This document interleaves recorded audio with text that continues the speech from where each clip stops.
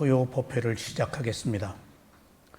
오늘 또 교재는 사념처 명상의 세계 298쪽입니다. 저희는 지금 부처님께서 깨달음을 얻으신 위파사나 수행에 대해서 말씀드리고 있습니다. 위파사나 수행에 대한 자세한 수행 방법은 맞지마 니까야, 그러니까 중아함경, 그 다음에 디가 니까야 장아함경에 자세하게 기록이 되어 있습니다. 수행은 이렇게 하라고, 수행은 이렇게 하라고 기록한 경전이 어느 스승도 이렇게 이야기하신 바가 없습니다. 무엇이 옳다, 무엇이 좋다라는 그것은 다 성자들이 말씀을 하셨지만은 그 옳은 것, 바른 것을 구체적으로 실천하는 방법을 설명하신 분은 부처님밖에 없으십니다. 부처는 수행을 해서 깨달음을 완성해서 윤회에서 벗어나는 해탈의 자유를 얻으셨기 때문에 구체적인 실천 방법을 본인이 체험한 것을 그대로 제시한 분입니다. 그렇다고 본다면은 인류 역사상 위대한 성자들이 다 깨달음을 얻었느냐, 열반에 들어갔느냐, 윤회가 끝났느냐 하는 점에 있어서는 알 수는 없지만은 적어도 아니라는 것이 분명합니다. 왜냐하면 그 깨달음에 이르는 구체적 실천 방법을 제시한 바가 없기 때문에, 그리고 열반이란 말을 한 분이 없기 때문에, 윤회가 끝나는 해탈의 자유를 구체적으로 설명하신 분이 없기 때문에, 그런 의미에서 우리는 매우 위대한 스승의 가르침을 직접 듣고 실천할 수 있는 기회를 맞이한 겁니다. 그런 의미에서 굉장한 축복입니다.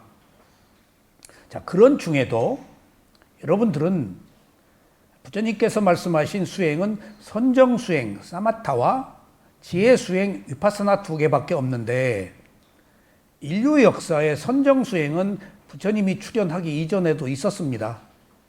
마음을 고요하게 해서 범천에 태어나는, 색계 무색계에 태어나는, 근데 거기서 벗어나는 해탈은 오직 위파사나 수행으로서만이 가능합니다.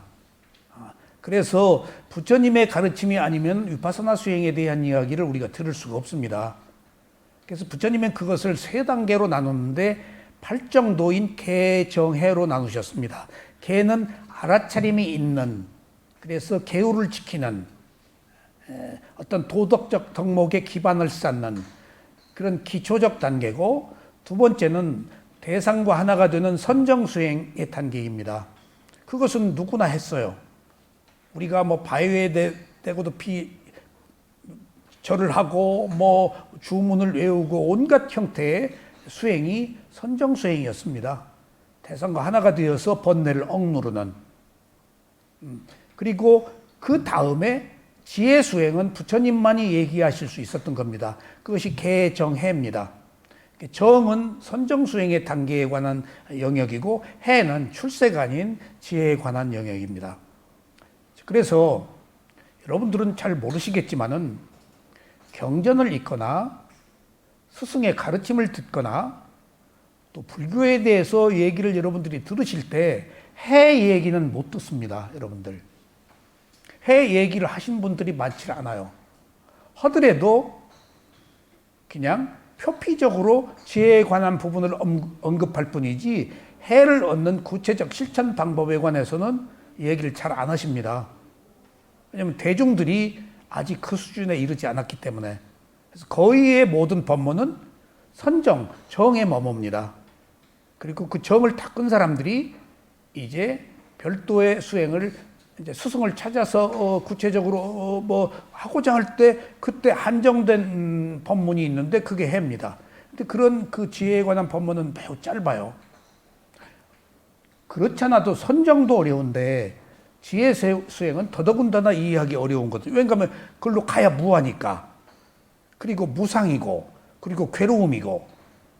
그러니까 그 출세간의 그 지혜 수행은 무상고 무아이기 때문에 선정을 닦아서 기본적으로 번뇌를 억눌러 가지고 마음이 고요해졌을 때 그때 지혜가 필요한 사람들에게 필요한 법문이거든요. 근데 그 단계에 간 사람들이 많지 않기 때문에 일반적으로 그런 얘기를 하지 않습니다. 그리고 미얀마에서도 선정 수행을 하고 위파사나로 넘어오는 그런 스승들이 계신데 제가 이야기를 들어보니까 선정 수행이 지금 색계 사선정, 무색계 사선정이거든요. 근데 색계 사선정까지 가고 무색계로 넘어올 단계에서 그때 색계 사선정까지 가고 위파사나를 그때 가르친대요. 스승마다 달라요. 근데 말인즉슨 색계 사선정까지 가는 사람이 많지 않다는 거예요. 거기서도 위파사나 수행을 하는 사람들이 거의 없다는 거예요. 그러니까 그렇다고 하면 더더군다나 위파사나 수행에 대한 이야기는 듣기가 어렵습니다. 그래서 지금 여기서는 거의 불교의 핵심인 12연기와 위파사나를 아울러 사념처 중에서 제가 말씀을 드리고 있는데 굉장히 그 부처님의 가르침의 핵심적 내용을 구체적으로 여러분들이 배울 수 있는 기회라고 특별히 여겨주십시오. 이 지금 제가 그래서 지금 오늘 우리가 마음 보는 수행을 하고 있는데 이 마음을 개발하는 것이 부처님의 가르침의 궁극적 목표입니다. 그래서 수행을 바와나라고 빨리어로 그러는데 마음을 개발한다는 뜻이에요. 영어로는 메디테이션이라고도 해요. 마음을 개발한다. 그러면요, 지금 우리가 마음 보는 수행을 배우고 있기 때문에 그러면 선정 수행에서 마음을 개발하는 방법과 위파사나 수행에서 마음을 개발하는 방법은 같나 다른가? 달라요. 달라요. 지금 우리가 마음이 무엇인지를 몰라요. 근데 지금 이제 본격적으로 마음에 대해서 우리가 공부를 하고자 한다면은 선정 단계에서 마음의 개발과 위파사나 수행 단계에서 마음의 개발은 같은가 다른가? 달라요. 어떤 차이가 있는가? 쉽게 용어로 설명드릴게요. 선정 수행에서 마음을 개발하는 것은 마음을 길들이는 거예요. 여러분들 많이 들어봤어요. 마음을 비우는 거예요. 마음을 버리는 거예요. 좀 관념적이죠? 선정 자체가 관념이니까. 마음을 어떻게 비워요? 마음을 어떻게 없애요? 마음을 어떻게 버려요? 그래서 그 이야기들을 모두 모아서 말하면은 마음을 길들인다예요. 선정 수행에서는 어떻게? 어떤 대상과 하나가 되어서 번뇌를 억누르는 순간 마음이 길들여져요. 그러니까 여러분들이 수행을 하는데 수행의 효과가 뭐예요? 자기 하고 싶은 대로 하지 않고 여기 법대로 하잖아요. 호흡을 알아차려라. 오른발 왼발을 알아차려라. 추제가 주어지잖아요.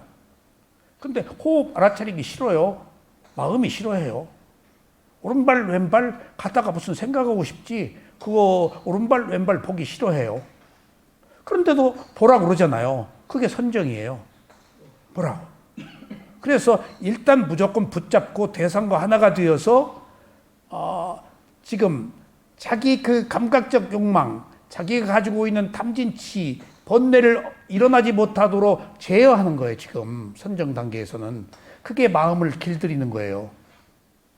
근데 길들이는 거 가지고 안 돼요. 마음은. 그러면은 지금 마음을 길들이는 것조차도 길들인다 라는 것을 통해서 우리가 이제 초기 단계에서 지금 알아차리고 있는 순간 마음이 자기 하고 싶은 대로 안 오고 있잖아요. 그때 필요한 것이 인내, 노력이거든요. 참잖아요. 엄청난 힘이에요. 하고 싶은 대로 안 하잖아요. 지금 하고 싶은 대로 살아왔어요. 그래서 마음은 뭔가 그 어린아이와 같고 어린아이가 얘기하면 들어요. 그리고 야생마와 같아요. 마음은. 그걸 길들이려면 뭔가 하나 잡아야 돼요. 그러기 위해서 필요한 것이 알아차려라는 거예요. 비운다, 길들인다, 버린다 하는 이야기들이 상당히 관념적이잖아요. 비우자, 비워져요. 근데 그 구체적 실천 방법이 비운다, 마음을 길들인다, 버린다라는 것은 개념이고, 그래서 실천하는 방법이 알아차림이에요. 알아차림. 그러니까 선정의 알아차림과 위파사나의 알아차림이 달라요. 달라요. 대상과 하나가 되는 알아차림, 대상을 분리해서 보는 알아차림. 그것은 집중으로 이제 구별이 되는데, 그래서 지금 일단은 마음을 길들인다는 것이 알아차림이라는 것. 그러면 길들여지나요, 마음이? 절대 길들여지지 않습니다. 길들여졌다 그래도 반발력 때문에 억눌렀잖아요, 번뇌를, 탐진치를. 그럼 일시적으로 그게 약해져서 조금 그 힘이 적어졌지만은 그 힘은 있어요, 뿌리는. 그럼 기회가 생기면 탁 튀어나와요. 선정으로는 안 된다는 거예요. 완전히 비울 수가 없는 거예요. 비우는 최소한의 노력을 하는 것이지. 그러면 이제 거기서 대상과 하나가 되는 마음을 개발하는 거예요. 이제 그 단계에서 이제 어느 정도 집중력이 생기면 보는 힘이 생겨요. 보는 힘이 생기면은 이제 느낌과 마음을 보는 힘이 생겨요. 느낌은 미세한 거거든요. 그리고 마음도 비물질이라서 있는지 없는지 모르고, 그때 선정으로 보는 힘이 생겼을 때 다음 단계로 이제 일반적으로 위파사나 수행으로 넘어와서 보이지 않는 마음을 보는 거예요. 보이지 않는 마음을. 그리고 미세한 느낌을 보기 시작하는 거예요. 그것들이 가지고 있는 것들이 다 무상고무하니까. 선정에서는 무상고무화가 없어요. 출세간에 위파사나 수행에서만 무상고무화가 있어요. 그러면 선정에서는 부처님의 가르침에 마음을 개발한다는 대전제에서 선정에서는 마음을 길들이는 것, 비운다, 버린다, 길들인다 하는 것이지만, 위파사나 수행에서는 마음을 어떻게 할까요? 길들일까요? 개입 안 해. 길들인다는 것은 개입이잖아요. 버린다는 것도 개입이에요. 개입하면 안 돼요. 이미 그 단계에 가서는 놓고 봐야 돼요. 분리해서 봐야 돼요. 분리해서. 어떻게? 아이가 어린 나이에 가질 수 있는 야생마가 그 말이 가질 수 있는 어떤 본성들이 있잖아요. 그럼 너 그러지 말아라. 그리고 그러면 나쁘다. 그리고 채찍으로 때린다든가 말을 아이들한테 막 훈계를 한다든가 강압적으로 하는 것은 선정 부분에 관한 것이지만 위파사나는 그러질 않아요. 그래서 위파사나 수행으로 넘어와서는 마음을 어떻게 할까요? 향상시켜야 돼요.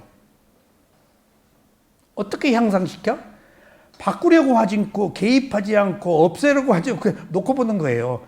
놓고 봐서 무엇으로 향상시켜? 원래 어린아이들은 그렇게 모르기 때문에 천진만하게 뛰고 놀고 막 장난치고 싸우고 욕심부리고 원래 그런 것이다. 원래 그런 것이다라고 그대로 존중해 줘야 돼. 분리가 될 때 원래 그런 것이다예요. 야생마를 붙잡고 막 때리고 해서 길들여 질까요? 일정 부분 야생마의 그런 상태를 원래 그런 거에 야생마는 길들여지지 않았어. 그것을 존중하고 들어가는 게 위파사나의 지혜의 향상이에요. 개입하지 않고 놓고 보는 것. 그게 있는 그대로 보는 거예요. 있는 그대로 본다는 것은 위파사나의 지혜예요. 선정에서 있는 그대로 보는 거 아니에요. 선정 수행은 붙잡고 강력하게 드라이브를 걸어서 하나가 되어서 못 일어나게 하는 거예요. 지옥 가. 이러면 큰일 나. 엄마한테 혼나. 퇴학당해. 감옥에 가. 라고 겁주어가지고 그것을 억누르는 단계예요. 효과는 있겠죠. 우선 그렇게라도 해서 마음을 진정시켜야 되니까. 근데 그걸로 해결이 안 된다고요. 반발력이 있기 때문에. 반작용이 있기 때문에. 지혜가 아니라서. 그래서 우리가 마음을 개발한다는 게 선정에서는 마음을 길들이는 것이고 위파사나 수행에서는 마음을 향상시킨다. 그런 차이가 있어요. 그래서 마음의 향상을 지금 여기서 얘기하고 있는 거예요. 지금 그러니까 우리가 살아온 방법과는 전혀 달라요. 무엇을 어떻게 하려고 하지 않고 원래 그런 것이야 라고 그 마음을 이해하기 위해서 이거 공부하는 거예요. 원래 그런 것이야. 그러니까 그 원래 그런 것은 어떤 존재의 특성, 고유한 특성, 사물의 이치, 우리가 기존에 보이지 않던 것을 보고 이해하려고 하는 거예요, 지금 이게. 그 이해가 지혜거든요. 원래 그런 거야. 여러분들, 원래 그런 거야라고 했다면은, 원래 그런 거야라고 하는 것을 알았다는 것은 굉장한 지혜예요. 원래 그런 것을 우리는 못 받아들여요. 그럴 수가 있어? 그러니까 이 세상에 옳고 그름을 따지는 데서는 원래 그런 거야라는 말 없잖아요. 무슨 정치, 이데올로기, 종교, 사랑, 원래 그런 거야? 어디에도 없잖아요. 부처님의 출세관에서만 원래 그런 거야를 보는 거예요. 원래 그런 거야라고 볼 때만이 내가 비워지고 향상되고 그런 과정이 다 함께 이루어진다는 거예요. 원래 그런 거야. 원래 축적된 성향이 오래부터 그렇게 살아왔어. 그럼 그것을 존중하고 이해할 때 거기서 새로운 장이 펼쳐지지 않겠어요? 문제는 기존의 것이 문제가 아니고 어떤 새로운 장을 펼치는 게 지금 문제잖아요, 우리가. 과거의 것은 아무 의미가 없어. 형성된 거라서. 되어 있음이에요. 지금 우리가 할 일은 되어 감이다고요. 그게 깜마 바와예요. 3번 칸에 업의 생성. 근데 1번 칸의 행은 뭘까요? 형성된 거, 되어 있음이에요. 똑같은 업이에요. 근데 지금 되어 있으면 못 바꾸잖아요. 우리가 할 수 있는 일은 되어 있음으로 인해서 받은 우리 몸과 마음이니까 과보예요. 못 바꿔요. 현실적 자기 문제 가지고 있는 업이며 용모며 환경이며 사회적 문제들은 내가 과거의 업으로 받은 거예요. 어떻게 할 거예요? 못 바꿔요. 그럼 내가 바꿀 수 있는 것은 업의 생성이다고, 되어 감이다고요. 그러니까 이게 12연기 안에서도 되어 있음과 되어 감의 차이가 있듯이 부처님의 가르침은 되어 감을 무엇으로, 마음을 비우는 것으로 할 거냐 향상시키는 것으로 할 거냐 할 때 향상시키는 쪽이 위파사나인데 있는 그대로 보는 거예요, 지금. 그러니까 선정에선 있는 그대로 보질 않아요. 뭔가 목적을 가지고 보고 강력하게 붙어서 보고 이제 그런 것들이 지금 경전에 이런 내용들이 있더라도 우리는 구별을 못해요. 이건 선정이다, 이건 위파사나다. 부처님이 이거 선정, 이거 위파사나 얘기도 안 하고 슬쩍 위파사나 얘기를 하셔요. 근데 우리는 감지 못해요. 그러니까 그냥 패스해요. 이게 위파사나 수행이네? 그 못해요. 다 감추어져 있어요. 그리고 구체적으로 설명도 안 하세요.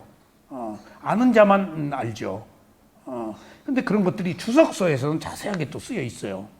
주석서는 도움을 주기 위해서 아라한들이 부처님 말씀에 주석을 다 달았거든요. 아라한들이 신통한 힘이 있으니까 그 시대에 부처님하고 누구 계속 암송하잖아요. 그러면 그 제가자들의 과거까지 그 아라한들이 다 보고 스토리를 다 붙인 게 주석이에요. 훨씬 우리들이 이해가 쉽죠.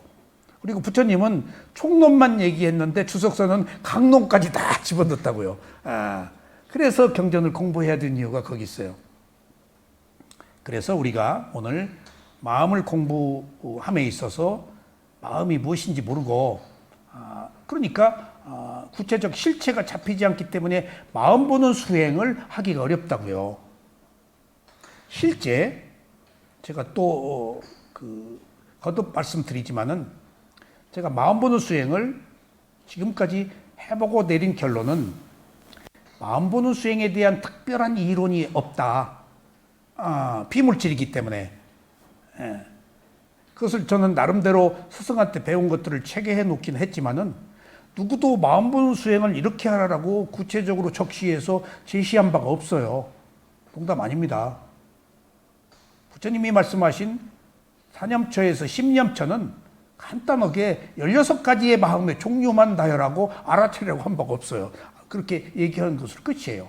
근데 실제 삶에 있어서 뭐 큰 마음, 뭐 작은 마음, 뭐 들뜬 마음 그런 얘기 있는지 몰라요? 그러니까 구체적으로 그것을 어느 상황에서 어떻게 접근하고 어떻게 알아차리라 하는 이야기는 이제 직접 스승이 가르치는 거예요. 마음을 알아차리는 스승이 가르쳐야 돼요.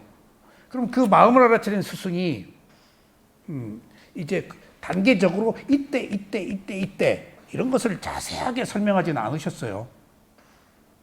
그런데 제가 오랫동안 마음 보는 수행을 공부하고 보니까 마음을 알아차려라 라는 이야기를 계속해서 하는 것이 마음본 수행의 가장 핵심적인 그 요소구나라는 걸 알았어요. 마음 알아차려라. 그거 듣는 거예요, 지금.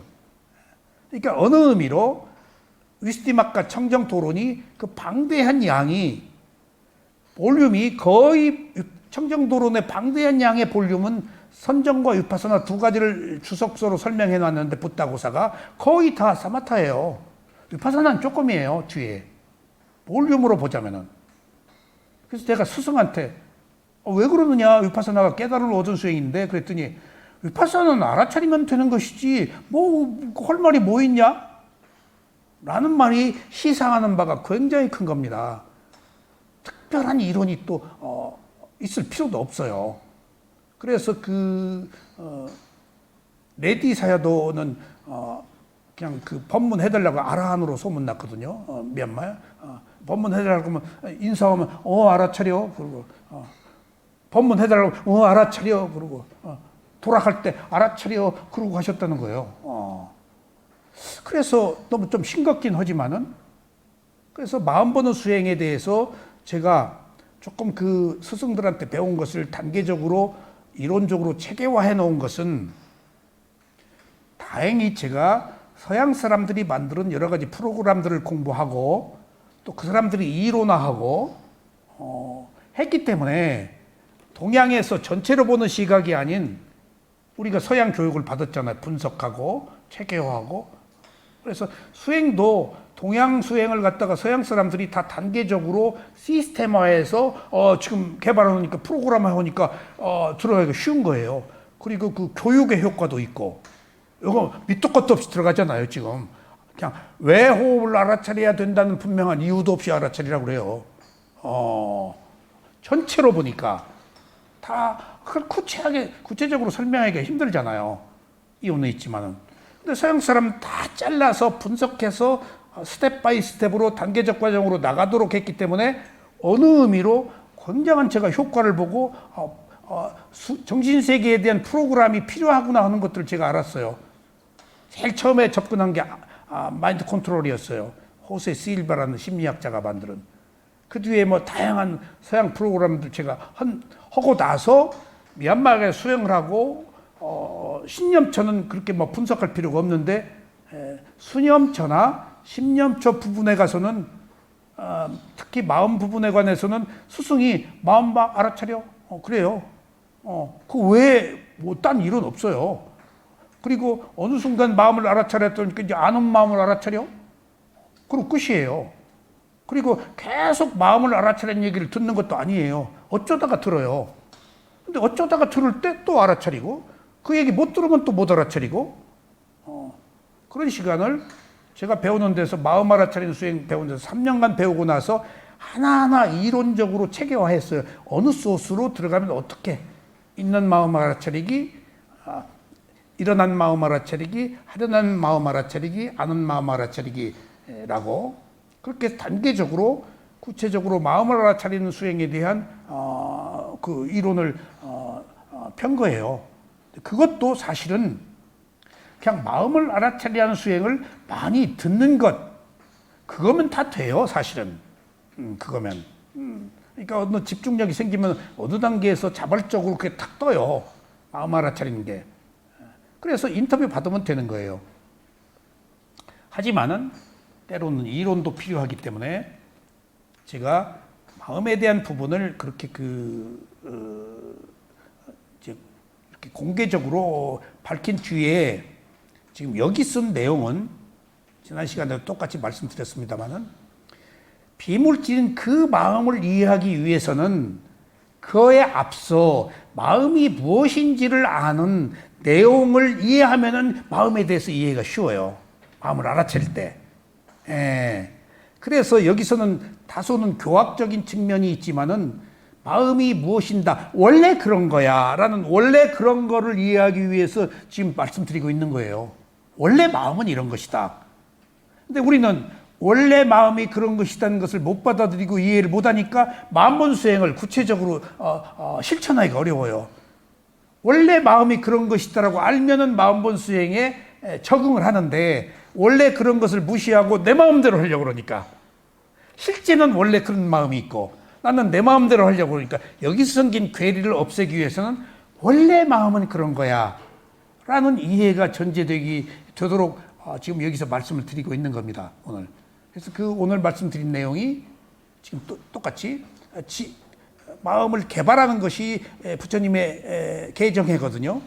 근데 마음을 길들이는 단계와 마음을 향상시키는 것이 또 차이가 있다.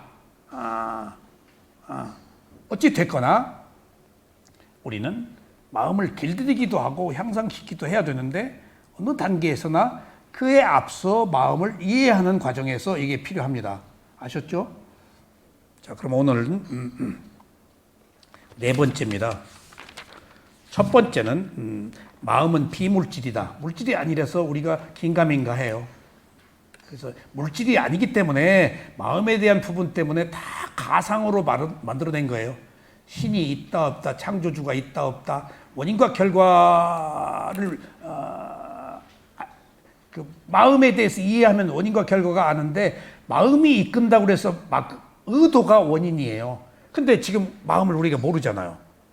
나도 모르게 한 모든 행위는 내 마음이 일으킨다는 앞선 원인으로서의 의도 이걸 모르기 때문에 지금 우리가 원인과 결과에 접근하기도 어려워요. 실제 나의 모든 행동은 앞선 마음이 의도해서 결과로 행위가 있는 거예요. 그 앞선 의도가 비물질이라는 거예요. 그래서 우리가 그 특성을 모르고 존재를 모른다는 거예요. 그래서 먼저 마음은 비물질이다. 물질이 아니기 때문에 물질 보듯 하지 말아라. 그러니까 그것은 잡을 수도 없고 하지만 있는 거예요. 보이지도 않지만은 볼 수도 없지만은 있는 거예요. 그래서 비물질이라는 말이 갖는 상징적 의미가 물질을 대하듯 하지 말고 물질이 아닌 독특한 새로운 그 정신세계의 영역을 조금 존중하자는 겁니다. 그리고 두 번째, 이제 마음은 대상을 아는 기능을 한다. 그러니까 마음은 이제 오늘 또 여기 지금 오늘 또 그 두 번째와 동일한데 대상을 아는 기능을 한다. 마음이 하는 일이 앞서서 이끌지만은 받아들여서 아는 기능 외에 없다. 그러면 실제 마음이 앞에서 누가 미운 짓 하면 미운 짓 하는 것을 알아. 예쁜 짓 하면 예쁜 짓 하는 것을 알아. 여기 붉은 물감으로 칠해놓으면 마음이 붉어져. 푸른 물감처럼 마음이 붉어. 여기 괴로운 일이 있어. 그럼 마음이 괴로워. 즐거운 일이 있어. 마음이 즐거워. 대상을 아는 기능만 하기 때문에 이 마음은 청정한 것이고 원래 앞서서 마음을 읽히도록 하는 수상행, 색수상행이 문제지 식은 받아들여서 아는 것이기 때문에 실제 마음이 모든 것을 하는 게 아니다. 이끌기는 하는데 실제 앞에서 수상행이 하는 것이다. 느낌을 어떻게 할 것인가? 그 다음에 인식, 지각을 어떻게 할 것인가? 의도를 어떻게 할 것인가가 수상행이 하는 대로 마음이 받아들여서 알기 때문에 애민 마음 탓하지 말라 그 얘기입니다. 그 다음에 세 번째는 마음은 매 순간 변한다. 이게 찰나면 이게 바로 무상이에요. 계속 같은 마음이 아니다. 이거 굉장히 중요한 내용이에요. 근데 우리는 비물질이기 때문에 똑같은 마음이 있는 줄 알아요. 그것을 스승들은 개미가 쭉 행렬을 지어갈 때 일직선으로 보인다. 근데 실제 최소의 단위, 쿼크, 그 미립자는 최소의 단위는 하나다. 한순간에 하나다. 따로따로다. 같은 마음이 아니다. 그러니까 매 순간 변한다는 무상을 얘기하는 거예요. 똑같은 마음이 아니다. 이것 하나가 엄청난 그 마음에 대한 이해를, 엄청난 그 이해를 돕습니다. 그러니까 하면 같은 마음인 줄 알잖아요. 환생과 재생의 차이가 생겨버려요. 그리고 자아가 있는 것으로 알아요. 그러니까 부처님이 하신 모든 이야기들 속에서 다 무상고부화를 은유적으로 드러내시는 가르침이신데 제사 지내지 말라. 천인이 쌈바띠가 세존이시여 법을 펴주십시오 라고 할 때 근거 없는 제사 지내지 말라가 제 일성이에요. 근거 없는 제사가 무슨 그렇게 중요해요? 그 시대에 제사 지내기 위해서 동물을 죽였잖아요. 그러니까 부처님은 굉장히 현실적이잖아요. 부처님이 본격적으로 개우를 완성한 단계가 부처님의 법문표시인데 20년 만이래요. 그 전엔 개우를 그렇게 중요히 여기지 않았어요. 수단이었지. 그러니까 어떤 상가가 형성되고 문제가 생기고 다른 종교로부터 공격을 받고 하니까 이제 나름대로 뭔가 이 그 조직의 규범을 위해서 이제 만들어진 것들이 이제 개울이지. 처음에는 왜냐하면 개울을 만들어 놓으면 또 개울 지상주의가 되니까. 개울은 수단일 뿐인데, 방편일 뿐인데, 도덕적 덕목을 함양하기 위한 것일 뿐인데 이제 개울에 빠지잖아요. 그러면 본말이 전도되니까. 그런 것처럼 이제 마음은 매 순간 변한다가 찰나생 찰나멸이기 때문에 여기서 무상고무화가 다 나온 거예요. 그리고 이제 오늘 네 번째, 마음은 대상이 없으면 일어나지 않는다. 이것도 참으로 곱씹어야 될 얘기예요. 그러니까 바꾸어 얘기하면은 여기 탐욕이 있어. 탐욕이 없으면 이거 마음 안 일어나요. 있어서 일어나는 거예요. 근데 부처님은 어떤 분이니까 단지 작용만 하는 마음을 가진 분 아니에요. 대상에 걸림이 없어요. 탐욕이 없어요. 성냄이 없고. 그러니까 탐욕이 없고 성냄이 없으니까 탐욕을 부릴 마음이 일어나지도 않고 태상이 없으니까 일어나지 않아서 윤회가 끝난 거예요. 그런데 이제 보통 오래전에 그 김 교수님이 평화라는 단어를 이제 한번 질문을 전에 하신 적이 있는데, 아비담마 논장이나 스승들의 가르침, 교학적 가르침이라는 평화가 없어요. 평화란 말 잘 안 쓰더라고. 스승들이 가르침을 펼 때 해탈, 열반 이런 말을 또 다른 말로 우리에게 이해하기 쉽게 평화란 말을 쓰더라고요. 법문에서 나와요. 평화란 말이. 그러니까 그게 상징적 의미로 다분히 세속에서 세속 사람들에게 우리는 평화를 추구하잖아요. 전쟁이 없는 가정의 평화. 근데 실제 구체적인 수행에서는 평화 대신에 해탈이거든요. 열반. 근데 너무 전문적인 용어잖아요. 그것을 또 다른 그 표현으로 어느 경우에 해탈, 열반이란 말은 잘 안 쓰시고 너무 구체적이고 열반에 들어가면은 너무 전문적인 용어예요. 그리고 열반에 들어가면 성자가 된다 그러니까 또 사람들이 그걸 쓰고 싶어 해요. 열반에 들어갔다. 나 수다원이다. 그러니까 그것을 우회적으로 해탈이라고 대중들에게는 열반 이해가 안 되니. 탐진치의 소멸이 열반이거든요. 근데 탐진치의 소멸이 무상고 무할라라서 집착이 끊어진 상태가 열반이라서 너무 구체적이고 어려운 얘기예요. 그러니까 그것을 모든 것으로 벗어난 자유라고 하는데, 그거보다 두리뭉실 그 다분히 이렇게 그 모든 사람에게 적용되는 평화라는 용어들을 스승들이 가끔 쓰더라고요. 여기저기서. 그러니까 저도 그 이야기를 김 교수님이 질문하고 나도 그런 식으로 말씀드렸는데, 청광법사님한테도 그 김 교수님이 이 얘기를 했던가 질문하니까 평화란 말 별로 안 쓴다고 그러더라고. 그 빨리어 경제는 없어요. 근데 이제 우리가 세속을 살면서 평화는 보편적 개념으로 그것을 두리뭉실 총체적으로 하는 언어 같아요. 그것이 상징적으로 평화다라는 이야기를 스승들이 가끔 쓰세요. 뜬금없이. 그것은 대중들을 폭넓게 이해시키기 위한 궁극의 어떤 가치를 드러내신 것 같아요. 그런 의미에서.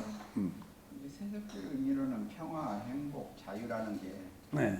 그 이제 이 일반이나 해탈한 개념으로 최고의 그런. 그러니까 그걸 벗어난, 네. 그걸 지고의 행복이라고도 하고, 네, 그러니까 그것이 그런 용어들은 구체적이지만은 평화는 다소는 상징적인 개념이다. 그래서 내가 이렇게 그 스승들의 법문보다는 전문적인 수행자들의 가르침과 빨리어 경전만 보았기 때문에 평화란 말이 한 번도 못 찾아봤거든. 아비담마 논장에서도. 그리고 치복, 평화 그런 말은 단어상의 해석으로는 있어요. 열반에. 근데 그 말들은 잘 사용 안 하더라. 자, 그래서 오늘 한번 그 내용을 봅시다. 마음은 대상이 없으면 일어나지 않는다. 마음은 반드시 대상이 있어야 일어납니다. 마음은 대상이 없으면 일어나지 않습니다. 마음은 한순간의 마음은 조건에 의해서 일어나고 조건에 의해서 사라집니다. 조건에 의해서 일어나고 조건에 의해 사라진단 말이 굉장히 중요합니다. 여러분들 조건이 왜 붙어요? 일어나고 사라진다고 그러면 됐지. 조건에 의해서 일어났잖아요. 조건이 없으면 안 일어난다 그 얘기예요. 예, 조건이 있어서 일어나요. 그러니까 마음이 대상이 없으면 안 일어난다? 그 대상이 조건이에요. 예. 그러면 조건에 의해서 일어난 것은 조건에 의해 사라진다? 이게 굉장히 깊은 뜻이 있는데 조건에 의해서 일어났죠? 그럼 조건이 있어서 일어났다는 얘기네? 그럼 조건에 의해서 사라진다. 사라지는 조건을 만들면 사라진다는 거예요. 반복하지 않아도 된다. 이거 굉장히 12연기에서 깊은 내용이에요. 아셨죠? 어떤 조건을 어떻게 만드냐가 앞에 수상행과 같은 거예요. 어떤 의도, 원인, 무엇을 만드느냐. 이때 조건이란 눈이 빛에 의해서 형상이라는 대상과 접촉했을 때 아는 마음이 일어나는 것을 말합니다. 자, 조건이 어떻게 해요? 눈이 대상을 빛에 의해서 보았어요. 이게 1단계예요. 눈이 대상을 빛에 의해서 인식했어요. 아직 이제 의식도 되고 인식도 되고 이게 1단계예요. 반드시 2단계로 일어나요. 눈이 대상을 보고 빛에 봤어요. 이게 성립이 돼요, 안 돼요? 이거 자체로 성립이 안 돼요. 마음이 알아야 돼요. 눈이 대상을 보는 건 봐봐야 뭐예요? 에? 이게 조건이에요. 눈을 원인으로 형상이, 또 형상을 원인으로 빛이, 그리고 눈과 형상과 빛에 의해서 아는 마음, 이게 계속 원인과 결과로 진행돼요. 4가지 조건에 의해서 마음이 아는 것이지 이 조건이 성숙되지 않으면 아는 게 없어요. 그러니까 눈이 있어야 되고 형상이 있어야 되고 빛이 있어야지 마음이 알지, 앞에 게 3가지가 없으면 마음이 알 수가 없어. 앞에 뭐가 있어야지. 그러면은 지금 마음이 아는데, 우리가 여기서 한 가지 주목할 것은 마음이 있어서 아는데 내가 아는 거 아니야 지금. 누구도 내가 아는 거 아니에요 지금. 안다고 했을 때 마음이 대상을 받아들여서 근데 그 나는 어디서 나온 거야? 그 나가 조건이에요. 내가 아는 게 아니고 조건에 의해서 아는 거다고요. 여기서 우리는 나라는 고정관념, 오래된 그 유신견을 가지고 있기 때문에 무조건 모든 것에 있어서 나라고 붙이지만은 너 부르기 위해서 편리하게 구별하기 위해서 부른 명칭을 언제부터 내가 있다라는 것으로 받아들여 버린 거예요. 관념적으로. 그것을 관념이래. 실제로는 없는데. 그러니까 조건이 있어야 마음이 알지 조건이 없으면 마음이 몰라. 여기서 중요한 사실은 앞에 조건이 나냐고요. 눈이, 형상이, 빛이. 조건이 있어서 마음이 알 뿐이야. 이때 내가 아는 게 아니고 조건이 아는 거예요. 근데 우리가 편의상 내가 안다라고 할 뿐이지 이렇게 구체적으로 따져놓고 본다면은 조건이 아는 거야. 이런 그 소위 어리석음, 이런 관념을 우리가 깨기 위해서 제가 이렇게 말씀드리는 거예요. 그러니까 1단계, 아무리 눈과 빛과 형상과 빛이 있어도 아는 마음이 없으면 의미가 없고, 또 눈과 형상과 빛이 있어야 아는 마음이 있으니까 또 아는 마음은 이거 없으면 안 일어나. 상호적 문제야. 그러니까 아는 마음은 2단계, 1단계는 눈, 빛, 형상, 빛. 그렇게 해서 보통 우리가 알게 되는 과정에서 1단계 과정과 최종적으로 육식, 6가지 감각기관을 통해서 아는 마음이 들어올 때 비로소 소리다, 빛이다, 맛이다 하는 것들을 우리가 알 수 있잖아요. 그러니까 이런 조건들이 아는 것이지 내가 아는 게 아니다. 그래서 여기서 마음은 대상이 없으면 일어나지 않는다는 것은 이때 대상은 전제된 1단계 눈, 형상, 빛, 그 다음에 또 익은 귀, 그 다음에 소리, 그 바람의 방향, 공간, 코, 냄새, 어떤 바람의 방향, 이런 조건들이 있어서 무슨 맛이다, 무엇이다라고 아는 것이지 마음은 저 홀로 하는 게 아니다. 어떤 조건 속에 의해서 마음은 단지 받아들여서 아는 기능을 한다. 라고 이해할 때 비로소 그 조건 중에 하나일 뿐이지 그게 내 마음이 아니다라는 것을 부처님이 설명하기 위한 거예요, 이게. 우리는 지금 부처님의 모든 분석은 그게 내 마음 아니다는 거예요. 어떤 조건들의 결합이지. 그리고 감각기관이 경험하는 것을 단지 그 아는 것을 내 마음이라고 아는 것은 관념이지 실제로는 마음이 그냥 그 순간에 경험하고 말 뿐이다 하는 자각이 일어나도록 이런 분석을 하는 겁니다.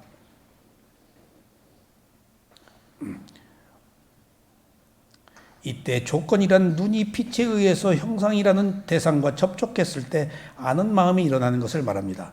눈이 없어도 아는 마음이 일어나지 않으며 빛이 없어도 형상을 아는 마음이 일어나지 않습니다.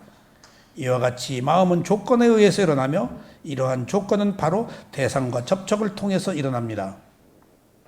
어떤 파사, 그러니까 접촉이 2번 일어나죠. 눈이 형상을 빛에 의해서 아는 거. 그 다음에 또 한 번 접촉이 뭐지? 눈이 형상을 빛에 의해서 아는 것을 마음하고 또 접촉해서 아는 거예요. 접촉이 2번 일어나요. 파사가. 그래서 12연기 안에서 2번 칸에 6가지 감각기관이 느낌이 일어나기 전에 접촉해서 느낌이 일어나는 거예요. 접촉이 굉장히 중요해요. 접촉하지 않으면 느낌이 안 일어나요. 부딪혔다. 이게 원인과 결과예요. 접촉도 원인과 결과에 하나 속해요. 근데 내가 접촉을 거부해. 보려고 안 해. 그러면 안 일어나. 안 일어나. 그러니까 여기서 똑같습니다. 마음은 저 홀로 존재할 수가 없습니다. 그러니까 안입이 설진이가 색성향 미적법에 부딪혀서 육식 6가지 아는 마음이 일어나는 것은 일련의 이런 조건들, 원인과 결과들, 이런 조합에 의해서 아는 것이지 여기 하나라도 빠지면 아는 게 성립이 안 된다. 눈 없어도 안 되고 형상이 없어도 안 되고 빛이 없어도 안 되고 아는 마음이 없어도 안 된다. 그래서 우리가 항상 원인과 결과를 여기서 이해해야 될 뿐만 아니라 조건이라는 걸, 원인이 조건이에요. 뭐든지 지금 어떤 우리 가정 불화다, 뭐 슬픈 비탄이 있다, 옳고 그르다 하는 세상의 모든 것들은 반드시 원인이 있어 생긴 결과들이에요. 근데 보세요. 이 세상에서는 성취하려고 그러잖아요. 목적을 얻으려고 그러잖아요. 부귀영화를 누리려고 그러죠. 지위를 얻으려고 그러잖아요. 근데 부처님은 그런 것들이 다 괴로움을 만드는 조건이다.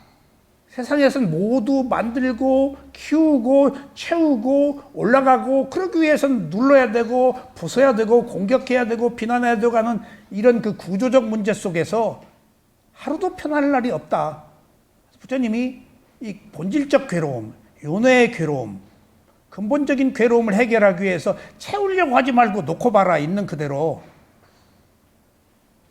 그러면은 채워도 또 괴로운데 채우려고 하지 않고 놓고 보아서 그게 나의 소유가 아니고 어떤 조건에 의한 것일 뿐이라고 알았을 때는 그때 윤회가 끝나는 해탈의 자유, 지구의 행복을 얻는다. 그러니까 우리가 버리면은 큰일 나는 줄 알죠. 지위를, 돈을, 명예를, 사랑을 이거 죽어. 마치 그것이 뭐와 같아요? 지금 그것 자체가 거대한 무게예요. 그게 돌멩이가 됐든지 뭐가 됐든지 뭐가 됐든지 그게 나를 괴롭히는 무게인데 지금 우리는 어리석기 때문에 그 번뇌를, 무게를, 돌멩이를 지금 못 놓고 있잖아요. 놓으면 죽는 줄 알고 지혜가 없어서. 놓으면은 비운 건데 누가 그 돌멩이를 껴안고 있어요? 내가. 왜? 어리석어서 나의 것이라고 집착했단 말이에요. 이거 큰일 나네. 놓으면 죽네. 그것을 키우는 힘으로 살아왔기 때문에. 그러니까 지금 우리 어리석음은 어느 순간에 그걸 놓아버리면 자유인데, 평화인데, 해탈인데, 내가 손에 거의 다 그것을 방해하는 게 유신견이단 말이에요. 내가 있다, 나의 명예다, 나의 사랑이다. 그 나라고 할 것이 없는 이유를 알아야 되는 이유가 바로 놓을 수가 없는데 내 것이 아니니까 놓게 하자는 거. 원래 내 거 아니다. 원래 내 거 아니다. 원래라고 알면 되는 건데 원래를 모르잖아, 우리가. 무상고무화를. 원래 변하는 거야. 원래 괴로운 거야. 원래 나 없어. 그럼 받아들이는데 나는 항상하기를 바라고 괴로움이 아닌 행복을 바라고 자아가 있어서 내 마음대로 하려고 바라니까 지금 사물의 이치와 반대되는 방향으로 가기 때문에 우리가 괴로운 거예요. 뻔해요, 이게. 예. 제가 그러니까 군대에서 얘기 꺼내서 죄송해요. 해병대에서 맞기 전에는 그렇게 저희 때는 뭐 굉장히 많이 맞았어요. 누구 하나 지금 지금 그렇게 때렸다가는 지금 시대가 변했으니까 하여튼 저는 엉덩이가 터져가지고 야전삽으로 맞아가지고 엎드려서 자고 그랬어요. 그러니까 또 자다가 순간 그럼 바짝 일어나야 돼. 늦게 일어나면 막 아구창이 들어오고. 그러니까 제가 그때 무슨 향도를 맡아가지고 누구 한 번 때려본 적도 없고 반장도 한 번 해본 적이 없는 제가 어떻게 하다 또 서울에서 어떤 놈이 우리 하숙집 같이 하숙한 놈이 소대장한테 나 입대할 때 갔는데 날 거기서 발견했어요. 그래서 제주도 친구인데 쟤 똑똑한 애다 그랬는가 봐. 나 안 똑똑한데. 좀 이론은 있었지. 철학을 이야기하고 문학을 얘기했으니까 주먹 세계에서 똑똑하다고 그래. 내가 감당을 못하는 거예요. 감당. 그리고 막 본때로 치고 막 받고 그런데 우리 분대장이 태권도 사범인데 날 싹 풀어다가 너 지금 맞을 짓 하고 있다. 그래서 왜 그러냐 했더니 너 엎어지면은 아이고 엉을 까야지 딱 오뚜기처럼 일어나냐. 아유, 너 좀 허겁을 좀 떠는데 넌 허겁을 못 떨더라. 그래서 어떻게 떠냐 그때 아이고 막 그렇게 허래 한번 빡 들어오길래 탁 넘어져가지고 막 했더니 두 번 안 들어오더라고. 조금 덜 맞았어. 그러기를 바라잖아요. 어? 그러기를 바래요. 그러니까 그러니까 왜 그러냐니까 한 방 때려가지고 이놈이 쾌감을 느낀다는 거예요. 나는 맞아본 적도 없고 때려본 적도 없기 때문에 그 방식을 몰랐어. 괴가 좀 생겼어요. 근데 맞지를 않으면 잠이 안 와요. 자다가 다 깨워요. 근데 자기 전에 딱 해서 빠따 몇 개 자면 그렇게 편하게 자. 맞았으니까. 그렇듯이 제가 이 사회에 나와서 여러 가지 사업을 하고 몇 가지 굴절이 있었잖아요. 뭔가 어떤 비즈니스를 하면서 이걸 놓아야 될까 말아야 될까 도저히 놓을 수가 없어. 근데 어떻게 키운 건데 내가 몇 가지 일들을 했었어요. 사업을 여기저기 다니면서. 근데 하나라도 놓기가 어렵죠. 다 그거 해봤기 때문에 제가 이 수행합니다. 근데 놓까 말까. 근데 놓으면은 자존심의 문제, 사람의 인식의 문제, 나는 이제 죽네, 누가 나를 어떻게 볼까? 그런 것들이 있잖아요. 난 큰일 났네. 세상에 놓고 나서 새로운 세계를 봤어요. 완전히 날개 달고 제가 날랐어요. 한순간에 딱 버리고 나니까 미련도 없을 뿐더러 깨끗하게 수습도 했고 다 회수하고 어음도 막 다 회수하고 수습도 했고 그러니까 세상에 놓았을 때 이 자유가 놓지 못했을 때의 속박과 이렇게 다른 것이구나 하는 것들을 제가 그때 이미 알았어요. 그래서 그런 과정을 통해서 해탈이라는 것, 놓는다는 것, 욕심을 없앤다는 것이 얼마나 고귀한 행복이라는 것을 알았기 때문에 어떤 유혹도, 어떤 그 행복도, 어떤 지위도 저한테 아무 의미가 없었어요. 가치관이 달리 확립된 거예요.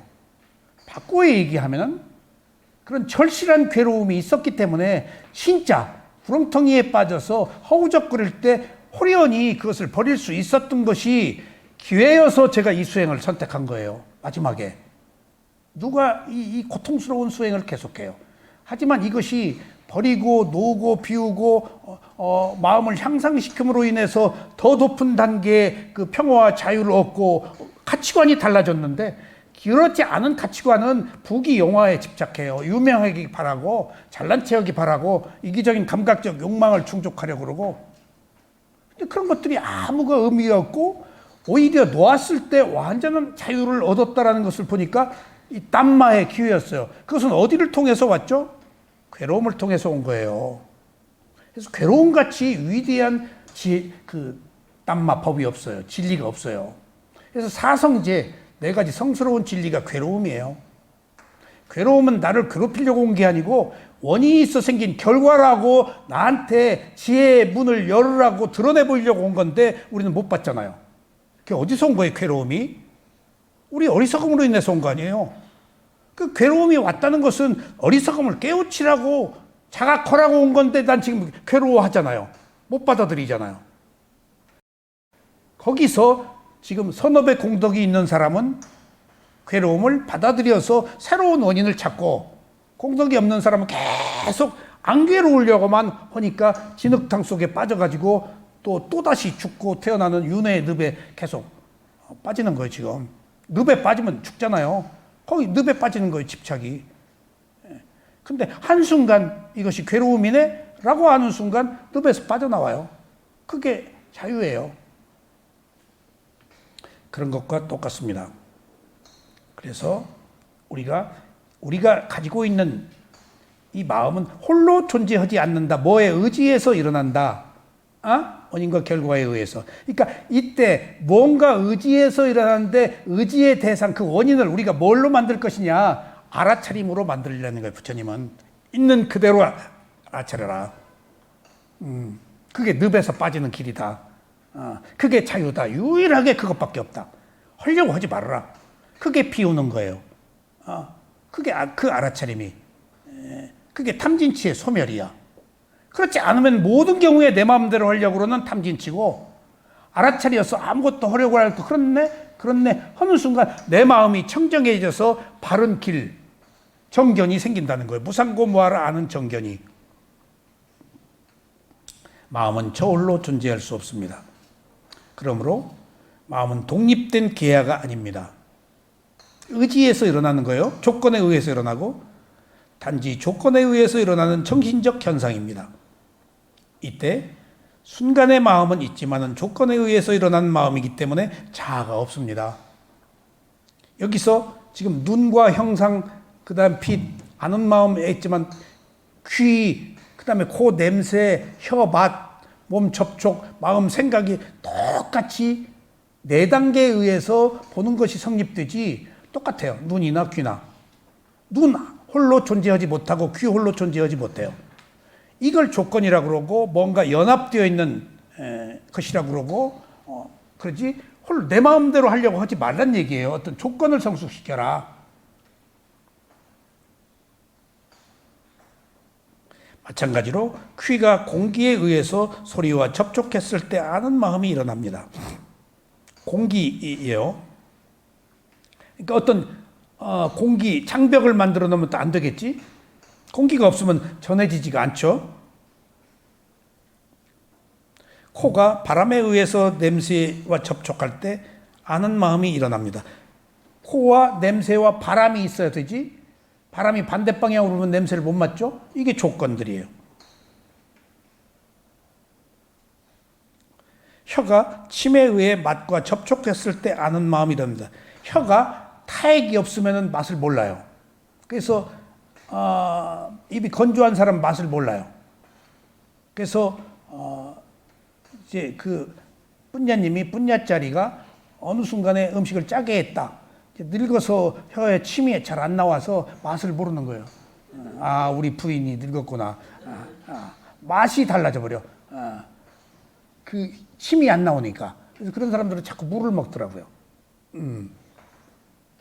나중에 이제 보니까 눈에 맑은 물질, 귀에 맑은 물질, 코에 맑은 물질, 그 맑은 물질이 죽을 때 마음에서 태어날 때 재생영식으로 갈 때 업의 과보에 따라서 맑은 물질의 기능이 어느 경우에는 약해지는 게 그때 이미 결정되는 거예요. 죽을 때 업이 넘어가서 신체적인 어떤 기능들이 그 이유를 나중에 알았어요. 이미 그걸 물질이 구성될 때 정상적인 물질은 맑은 물질이 갔는데 그렇지 않은 경우에는 기능이 약화된 것은 업이 그 기능이 약화되도록 만드는 거예요. 그것조차도 장님으로 태어났다 뭐 하는 것조차도. 그래서 이것조차도 아비담마 논장에서 구체적으로 밝힌 것으로 봤을 때 이런 것들이 다 조건, 원인과 결과지 우연이 아니구나. 털끝 하나도 원인과 결과가 아닌 게 없어요. 그래서 여기서 우리가 법 그러는데 법 알아차릴 대상으로서의 법이에요. 근데 지금 이런 모든 것들이 다 알아차릴 대상이라는 거예요. 지금 여기서 알아차림이 있을 때 가장 새로운 원인을 만드는 최적의 조건이다 해서 84,000 법문을 하나로 줄이면 알아차림이에요. 그러니까 지금 우리 선정의 세계에서는 불교가 뭐예요? 그러면 뭐죠? 찹이라고 그러지만은 위파사나 수행에 있어서 부처님의 가르침을 하나로 구분하면 뭐예요? 알아차림이라고 그래요. 지혜라고 얘기 안 해요. 지혜는 그 결과로 오는 거예요. 지혜 하면 어떻게 지혜를 얻어요? 알아차림이라고 그래요. 그러니까 이 알아차림은 어떤 그 실천 방법을 말하는 거예요. 그러니까 하우예요. 이게 하우. what 아니에요. 알아차림은 하우예요. 어떻게? 그래서 그것을 우리 수성은 쇠오민사야도는 알아차림을 뭐라고 그랬다고? 쌉디가 한국말로 뭐요? 그래서 알아차림입니다. 했더니 쇠오민사야도가 그럼 알아차림이라는 표를 잃지 말아라. 알아차림이라는 표를 가지고 있으면 열반에 가는 기차를 타고 마지막에 열반에 간다. 근데 언뜻 그 얘기를 듣고 은하철도 999의 그 티켓은 알아차림이구나. 티켓. 그 명쾌하게 그렇게 얘기해. 언제든지 알아차림만 가지고 있으면 기차를 타고 열반에 간다. 그래서 은하철도 999를 생각했어요. 은하철도 999 알아요? 나이가 모를 나이인데. 어디서 만든 영화예요? 일본에서 만든 영화예요.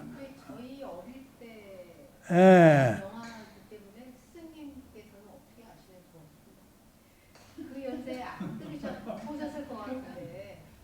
그거 안 본 사람이 어디 있어요? 재밌었어요. 노래 많아요. 예? 더 어렵다 이거. 그러니까 내가 쇠오민사야도가 그 얘기를 듣게 딱 은하철도 999 생각을 했어. 그거 상당히 내용이 좋아요. 새로운 세계에 대한 행성의 여러 가지 스토리들. 사실은 그대로 가는 거예요, 우리가. 31개의 존재의 세계라는 것이. 그래서 그런 그 스토리가 그 당시에 일본이 정신적으로도 굉장히 앞서 있었던 거 시대적으로. 근데 지금은 그런 그 소재가 없어요. 일본이. 한국 소재를 다 갖다 써요. 그리고 중국도 전부 한국 거 뺏기고, 우리는 옛날 일본 거 뺏겼잖아요. 그러니까 한국이 정신적으로 그렇게 앞섰어요. 사실은 한국이 정신적으로 앞선 그 역사적 배경을 제가 하나만 얘기해도 괜찮겠어요? 우리 사회가 크게 어긋장나고 크게 잘못될 뻔했어요. 근데 그것을 바로잡은 게 중학교 시험 폐지한 거예요. 고등학교 시험 폐지한 거예요. 옛날에 중학교, 고등학교 시험이 있었을 땐요, 입시 지옥이었어요. 예. 그러면 어린 시절에 걔들이 책을 읽을 수가 없어요. 그리고 열등화가 생겨요, 사회적. 우열이 가려져 버려요. 그리고 문학이며 예술이며 이런 창의성이 나올 수가 없어요. 예. 그게 없애가지고 지금 문화적으로 우리가, 이렇게 다 나름대로 다 그 계통에서 다 하잖아요. 대학교도 안 가고, 세상에, 대학교도 안 가고, 그러니까 그걸 별난 사람이라고 그랬지만 다 그런 요소에서 기능들이 개발돼가지고 지금 세계 문화를 선도하고 할 정도니까. 그러니까 그때 망국적 풍조다, 이게 입시 열풍이. 왜냐하면 우열을 가리고 열등의식을 가지게 하고 사회 편가름이 되고, 어떤 평등의, 그러니까 지금 황 선생님은 경기 오고 나오고 서울법대 나와가지고, 지금 그걸 모르실 거예요. 그 어떤 갖지 못한 자의 그 비참함을. 그러니까 국가적인 차원에서 교육적으로 그런 것들이 사실은 시도돼서 그런 교육자들이 이게 지금 중학교부터 초등학교 때까지 그렇지 않아도 지금 이게 교육 열풍이 이렇게 센데 있었다면 어떻게 됐겠어요? 심화되겠지. 예. 그럼 사회에 어느 특별한, 여러분들 이거 아셔야 돼요.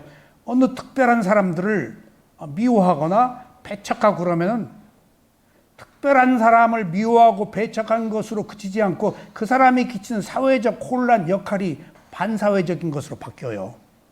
아셨어요? 우리가 36년 동안 일본 사람의 짐승처럼 학대받아가지고 우리들의 마음이 짐승처럼 악랄하고 물어뜯고 교활하고 그렇다고 미국 정원장교가 그렇게 평가를 했더라고요. 백이 민족이 짐승처럼 학대받고 그 심성이 짐승같이 악랄하고 교활하다고. 전 그 얘기 듣고 깜짝 놀랐어요. 아주 막 흥분했죠.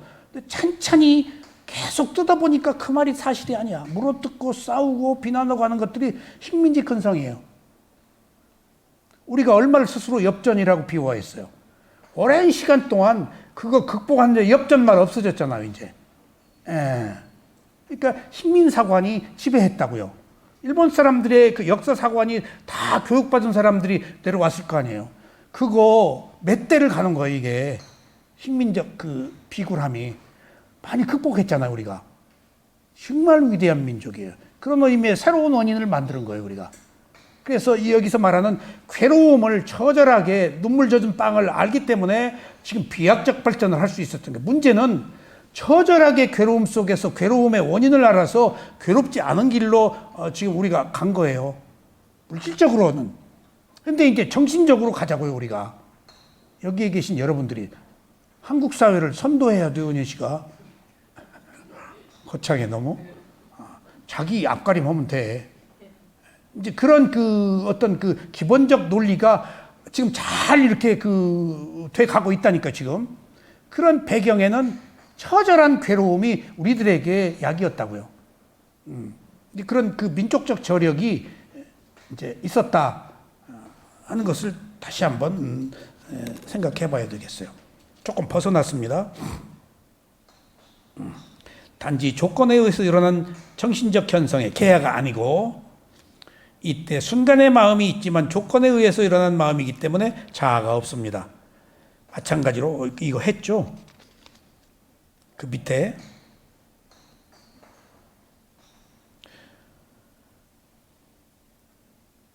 몸이 외부와 대상과 접촉했을 때 아는 마음이 일어납니다. 이때의 조건에 의해서 일어난 마음은 그 자체가 완성된 모습으로 있지 않아서 실체가 없습니다. 그러니까 맨 느낌, 원래 그런 거야 라고 계속 봐야 돼요. 자기 인식, 자기 개념, 자기 느낌, 자기 의지를 드러내면 안 돼요. 그게 탐진치로 내리는 건데, 그러니까 있는 그대로 알아차리는 것이 그렇게 중요하다는 거예요. 선입관 없이. 그럼 있는 그대로 알아차리지 않고 뭔가 만들어서 봐. 그럼 느낌에서 가래가 일어난 거예요. 느낌에서 가래가 일어나는 순간 차별이 일어나요. 그건 분별이에요. 그건 주관적인 거예요. 객관적인 게 아니에요. 내가 옳다 그러다 하는 거예요. 거기에 생긴 과보로 내가 편향된 시각을 가지고 문제를 일으켜요. 내가 당초부터 보지 못해. 그래서 아까 얘기했지, 어느 특정한 세력, 특정한 사람을 배척하면 반사회적으로 그 사람이 해를 끼친다고 나한테, 사회에. 여러분들 이게 중요한 문제예요. 한때 대한민국의 깡패가 어디에서 제일 많은 줄 아셔요? 어느 지역이 제일 많았어요. 깡패가. 아마 조직적이고 계획적이고. 근데 나는 그걸 사회적 현상으로 봤어요. 거기 그 깡패 세계에서는 그쪽 사투리를 안 쓰면 안 돼요. 그래야 네트워크가 있고, 다 서울로 상경해가지고 서울 다 잡았잖아요. 그 깡패들이. 전국을 다 잡고. 그럼 제가 사회적 현상으로 그런 깡패 세력이 주먹이, 다 조직들, 라인들이 있잖아요. 근데 어느 특정한 지역에서 특정한 세력을 사회적으로 배척하고 따돌리니까 거기서 반발력으로 주먹으로 나가서 다 그런 조직이에요. 제가 왜 이런 얘기를 하는가 하면은,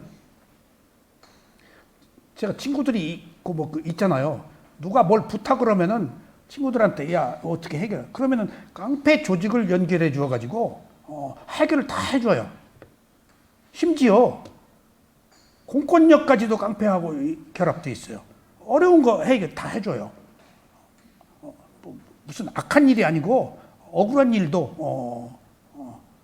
그러니까 내가 이 사람들이 이런 것들을 전 사회 현상으로 그러니까 출구가 막히니까 아하 이렇게 세력화되고 네트워크가 되니까 주먹의 세력도 가만히 보니까 따돌림 받고 배척받고 사회적으로 지역적으로 편견을 가지고 있는 사람들이 살고자 하는 출구야. 그게 반발력이야.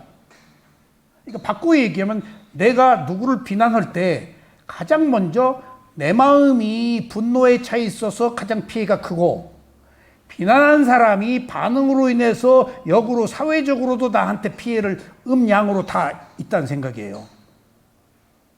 이게 어느 하나만의 문제가 아니고 조건의 문제라는 얘기예요. 그런 의미에서 제가 한국의 미래를 자꾸 이런 얘기해서 죄송하지만은, 우리가 남북이 통일돼 있더라도 너무나 처절하게 억압받고 짐승처럼 착취되고, 지금 그 사람들의 심성이 우리와 비교할 수 없을 정도로 억눌려 있었다면은 삐뚤어져 있을 거 아니에요. 반발력이 있을 거 아니에요. 사회적 문제가 있을 거 아니에요. 그래서 어떻게 할까?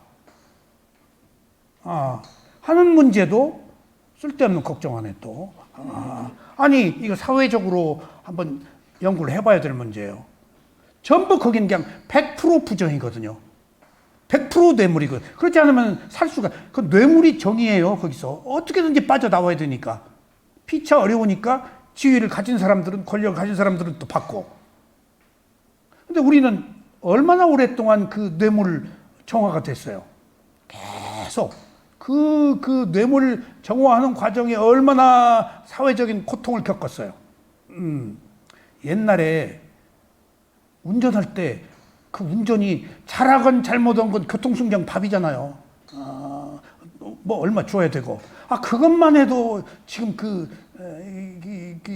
이 밝은 세상이 됐잖아요. 그 시대 여러분들 모를 거예요 아마. 그 시대. 그러니까 그런 반발에 대한 억눌림, 반발력이 지금 또 다른 의미에서 통일이 돼도 우리가 어떤 혼란과 시련을 준비해야 되겠구나. 어떻게 슬기롭게 사회학적으로 그걸 극복할지. 그러니까 일단 심성이 비틀어져 있어가지고 우리가 바로 잡은 세월이 상당히 시간이 걸렸잖아요. 우리가 평화롭고 세계에서 1등인 면들이 많잖아요. 지금 질서 지키는 거며. 옛날에 질서가 어디 있었어요. 아닌 말로 저는 해병대인데 제대하고 나서 우리 군대에서 배운 거예요. 새치기 하려면 제 앞에 가서 해라. 아무리 많아도 막 들어서도 난 제일 먼저 들어가지고 자리 2개 딱 잡고 늘 내가 해병대다. 지금 안 그래요. 이제 다 양보해주고 그런 그 용맹이인데 그게 일종의 무지고 그걸 자랑으로 여겼던 것이 지금 정화됐잖아요. 그러니까 그런 끝에 다 그런 것들이 그 문제라는 것을 알고 다 해보고 힘을 써보고 나니까 그 무의미함을 알아서 이렇게 힘없는 허리 꼬부라진 제가 그냥 제 할 일 하는 이것이 최고의 행복이라고 느끼고 있어요. 그거 별거 아니에요. 알았어요? 연천이 이제 왔네. 연천 때문에 40분 늦게 했는데 이제나 저제나 님의 발자국 소리가 들리는가. 그러니까 지금 여기서 조건이다가 반발력을 만들지 말라 그 얘기예요. 어떤 형태로든지 아이들도 이해하고 받아주고 분야짜리님도 이해하고 받아주고 팔 내지 말고 내가 몰랐네. 그랬어. 얼마나 고생했어. 미안해. 그럼 딱 계란 후라이가 올라올 거야.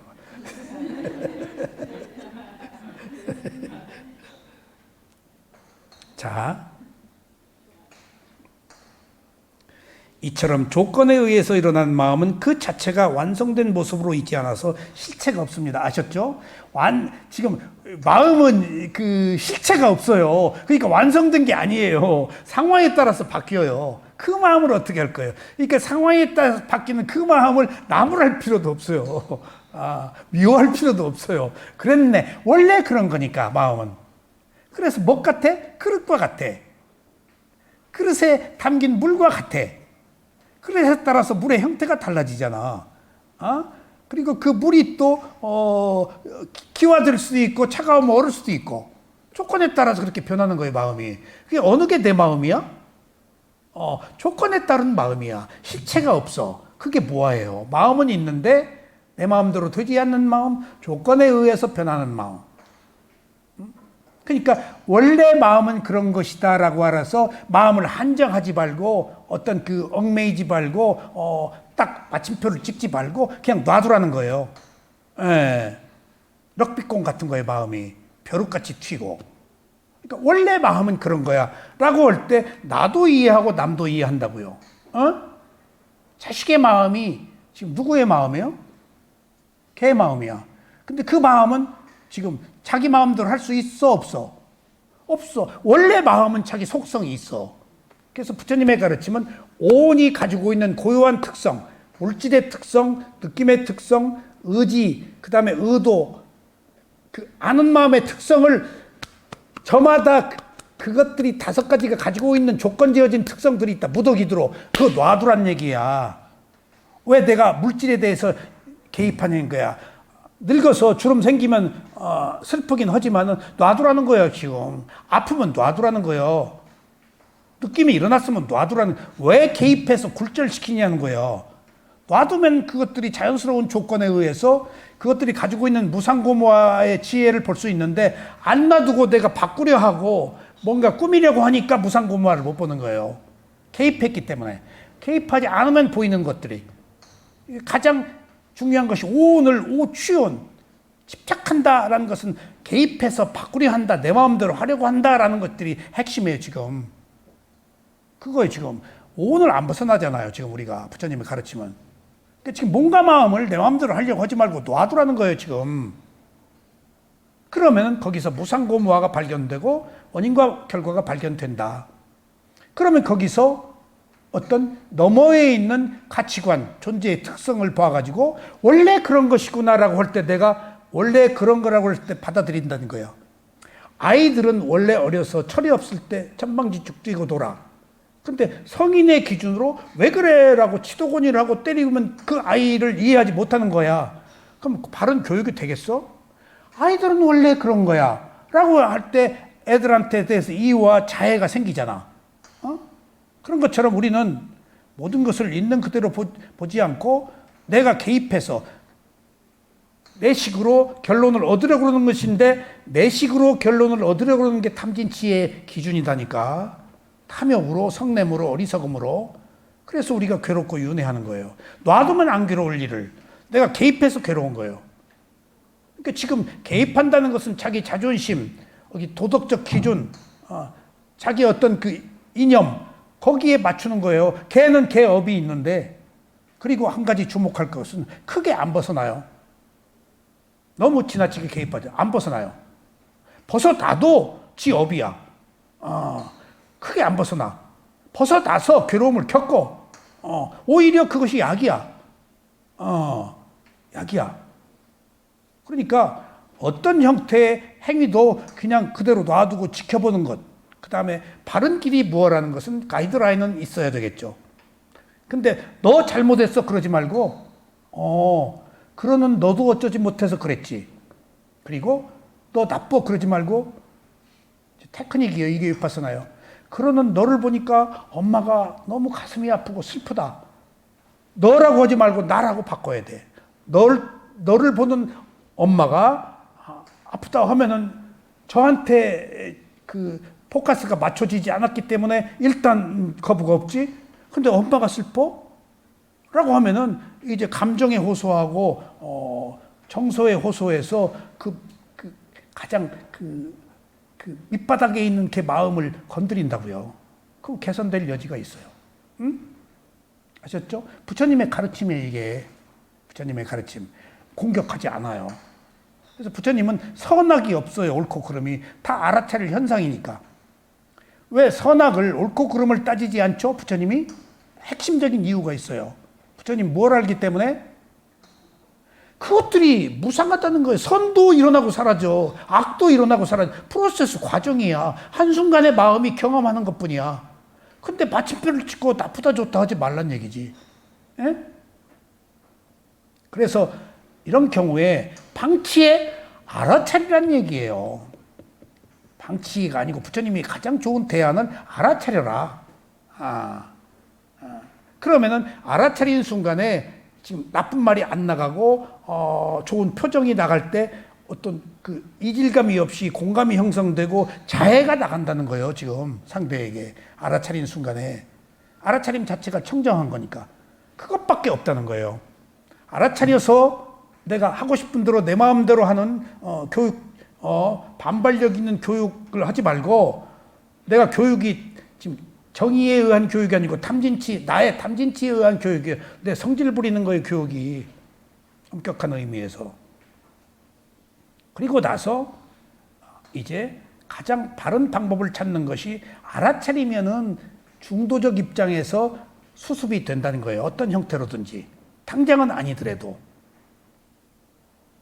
자, 마음은 어떤 대상을 만드느냐에 따라서 그 마음을 갖습니다. 수상행에 따라서 식 아는 마음이, 유익한 대상을 만났을 때 유익한 마음이 생깁니다.